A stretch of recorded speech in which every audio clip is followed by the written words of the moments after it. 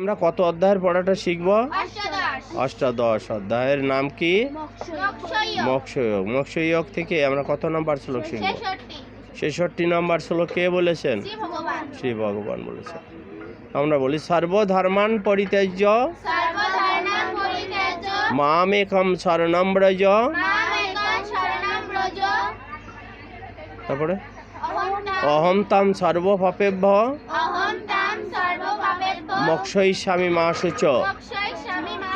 সর্বধর্মান পরিত্যাজ্য মামেকম শরণম ব্রজ অহম তাম সর্বপাপেভ্যো মোক্ষয়িষ্যামি মা শুচ। আমরা এখন অনুষ্টাপ ছন্দে পাঠটা শিখব। সর্বধর্মান পরিত্যাজ্য মামেকম শরণম ব্রজ অহম তাম সর্বপাপেভ্যো মোক্ষয়িষ্যামি মা শুচ। সর্বধর্মান পরিত্যাজ্য মামেকম শরণম ব্রজ অহম তাম সর্বপাপেভ্যো মোক্ষয়িষ্যামি মা শুচ।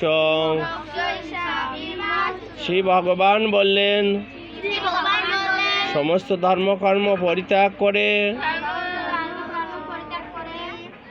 কেবল আমার আশ্রয় আমার শরণাগত হও, আমি তোমাকে সমস্ত পাপ থেকে মুক্ত করব। সে বিষয়ে কোনো দুশ্চিন্তা করো না।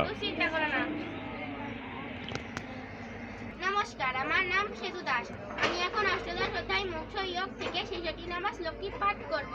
শ্রী ভগবান উবাচ সর্বধর্মাণ পরিত্যাজ্য মামেকং শরণম ব্রজ অহং তাম সর্বপাপেভ্যো মোক্ষয়িষ্যামি মা শুচ। আমি এখন অষ্টাদশ অধ্যায় থেকে মোক্ষয়োগ 66 নম্বর শ্লোকটি পাঠ করব।